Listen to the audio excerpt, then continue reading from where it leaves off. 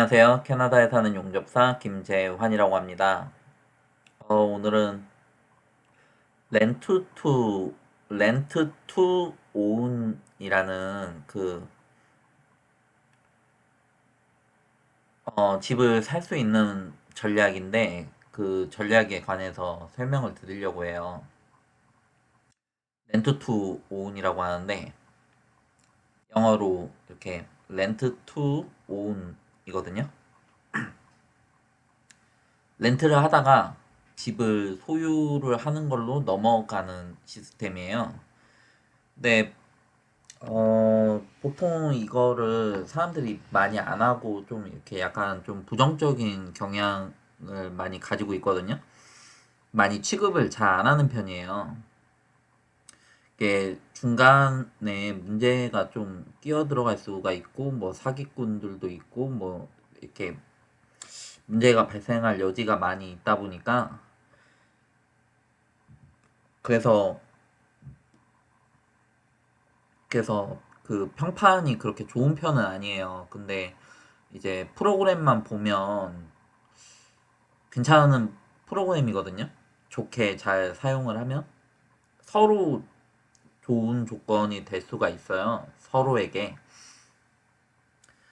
근데 제가 이걸 처음에 접했을 때는 그 첫 집을 사기 전이라서 그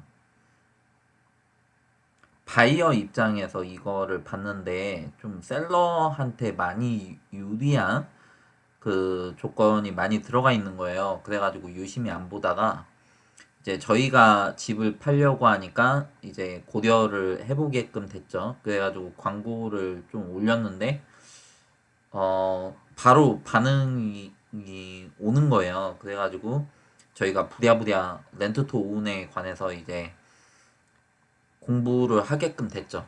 어쩌면 될지도 모르고, 뭐 안 되면 뭐 어쩔 수 없는데, 그래서 저희 집을 렌트토 오운도 그 사용해서 이 집을 팔려고 하는 거예요. 음, 그 뭐 여러 사이트를 봤는데 이 사이트가 그나마 이제 가장 쉽고 간결하게 설명이 되어 있더라고요. Is rent to own housing ever a good idea? 그 이게 좋은 생각이냐, 렌트 투 온 하우싱이 좋은 생각이냐 이런 건데 일단 렌트 투 온이 뭔지를 좀 알아야 되겠죠? 예, 뭐 여기저기에 뭐 광고가 있고 이거 사람들이 접할 수가 있다 뭐 이런 건데 일단 렌트 투 오운이라는 게 뭐냐?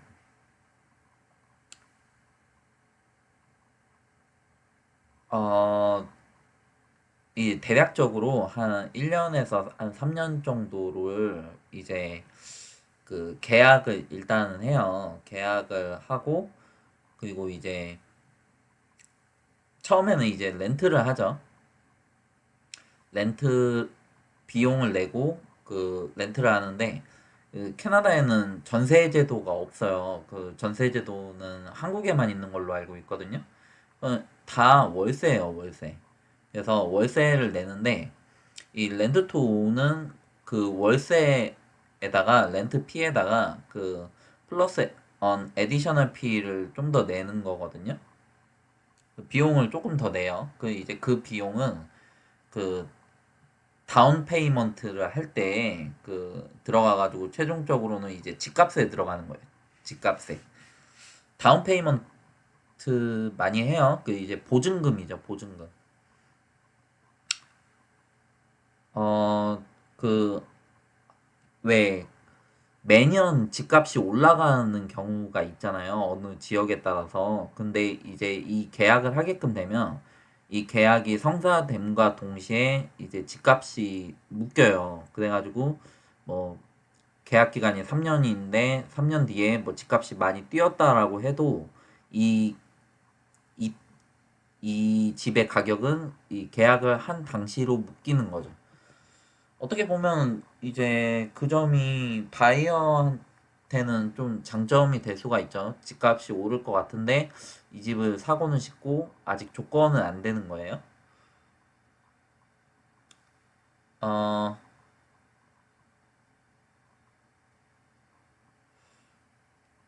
그래가지고 돈을 좀 볼게요. 이제 예를 들어가지고 한 3억 5천 정도 되는 집이 있고 그 이제 처음에 디포짓을 8,750을 넣어요. 2.5%이 집의 가격에 그거를 일단은 먼저 넣고 이게 약간 그 보증금이에요. 보증금이라서 그 셀러를 좀 보호를 하는 거죠. 이 돈을 가지고 그 이 사람이 딱 들어와가지고 사고만 치고 그냥 바로 나가버릴 수도 있으니까 약간 보증금을 받는 거예요. 그리고 그래가지고 이 보증금을 받았으니까 이제 이거를 제외를 하고 이제 제외를 하고 남은 돈이고 그리고 이제 몬슬리 렌트가 그 월세가 어 1000불 그 100만 원 정도 되고 그리고 이제 500불을 추가로 그 납입을 해요. 그 적금 붙듯이. 그래가지고 이거는 집값으로 들어가는데 토탈 모기지 리메이닝에서 이 18,000불은 500불을 1년을 모으면은 6,000불이고 그 이제 3년을 모으면은 18,000불이거든요. 왜 18,000으로 하냐? 이게 이 집값의 5%에 해당이 돼요. 그 이제 이 5%를 가지고 그 은행에 가서 파이낸싱을 받게끔 돼요. 파이낸싱을 받아서 이제 이 집을 사는 거죠. 그 이 18,000이라는 돈도 그 현금으로 이렇게 바로 안 가지고 있는 경우가 많이 있고 이 크레딧 점수가 뭐 지금 당장 그렇게 좋지는 않은데 좀 이렇게 빨리 사고 싶고 이 집을 놓치고 싶지 않고 그리고 어 빨리 좀 들어가서 좀 지내야 된다. 뭐 이럴 경우에 그 바이어 입장에서는 이럴 경우에 어차피 뭐 렌트도 해야 되고 어차피 살 거니까 미리 사겠다. 이런 개념으로 보시면 돼요.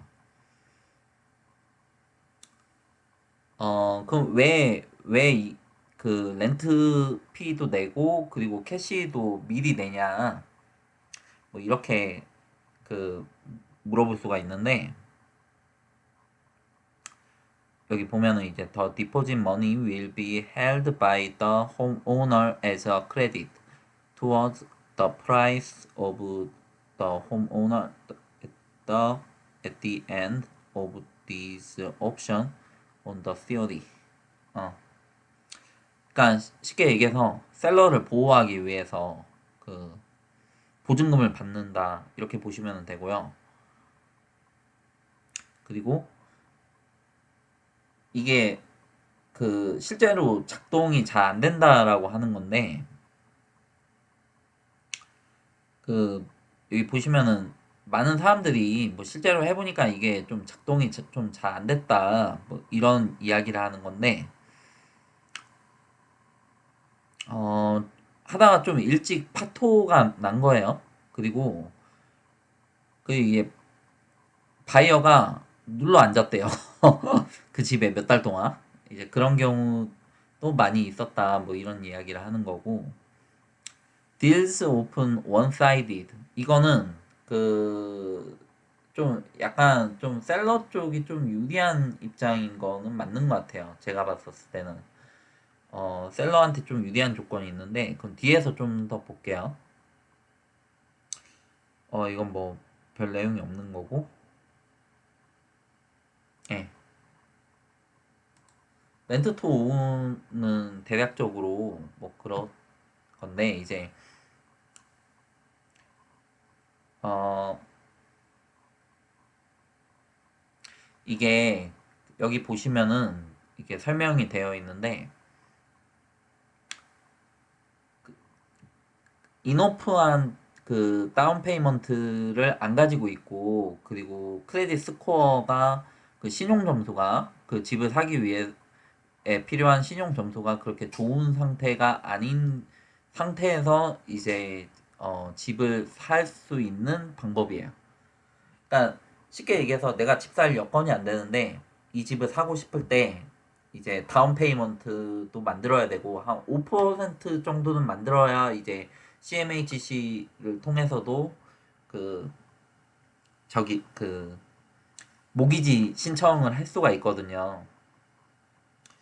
그래서 그렇고 신용 점수도 좀 좋아야 되는데 이게 좀 사회생활 하다 보면 신용 점수를 막 그렇게 좋게 관리를 하기가 좀 쉽지 않을 수가 있어요. 이제 뭐 예를 들어서 뭐 자동차 대출을 받을 수도 있고 뭐 신용카드도 좀 쓸 수가 있고 그러다 보니까 신용 점수 관리하는 것도 그렇게 쉽지가 않을 수가 있다.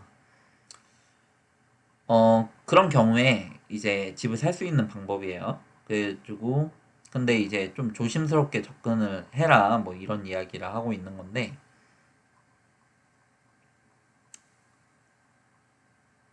어 여기서 이제 조금 봐야 될 게 여기 보면 이제 problems can arise when a middleman offers to get between the homeowner and the rent to own tenant.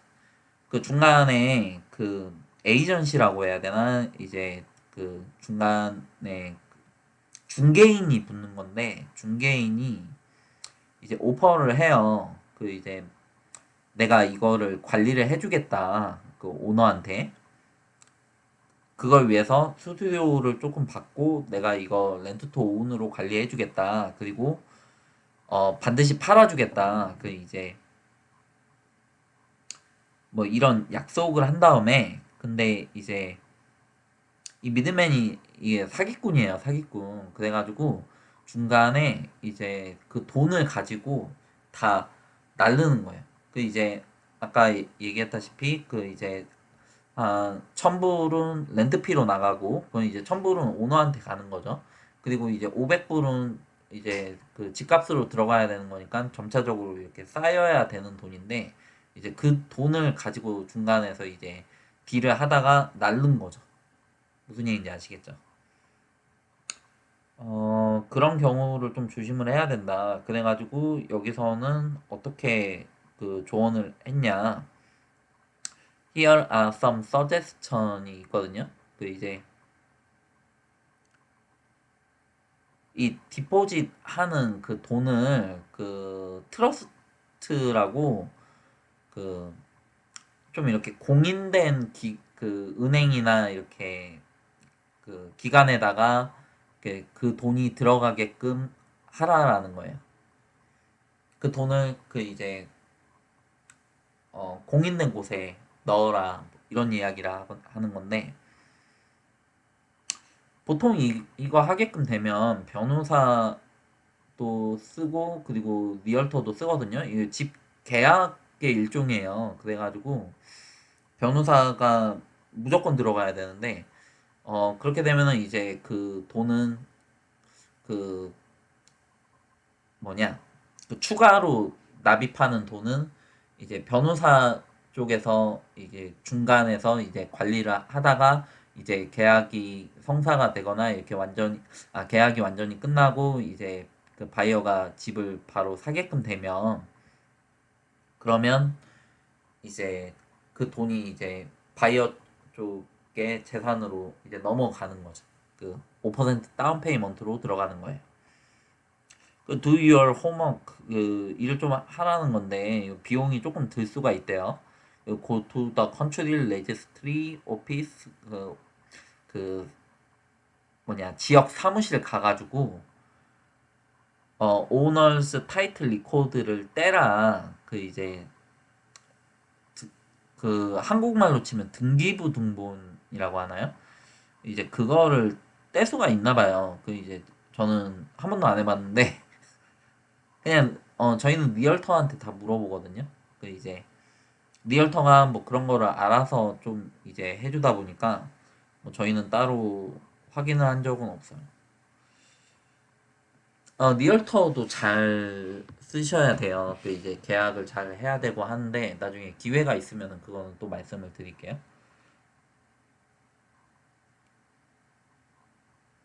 아, 이제 계약을 하는데 그거를 타이틀에다가 그 묶어라 이 이야기를 하는 거예요. 그 이제 타이틀이 누가 가져가느냐가 이게 타이틀이 누구 명의냐라는 거예요. 그 이제 어 그래가지고 이 타이틀이 중요한 거죠. 이게 명의가 어떻게 되느냐 하는 거니까. 그래서 이걸 등록 그 해라. 그 이제 타이틀에다가 그 등록을 할 수가 있어요. 이 계약 조건에 관해서. 예, 그런 이야기를 하는 거예요. 그럼 나중에 문제가 생기면은 법적으로 좀 보호를 받을 수가 있는 거죠. 여기까지 보고.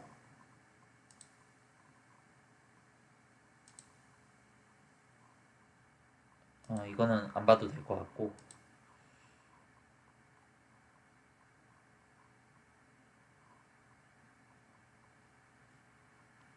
네, 이거는 좀 중요한 내용이라서 잠깐 볼게요. 근데 한번 끊었다가 다시 갈게요. 죄송합니다.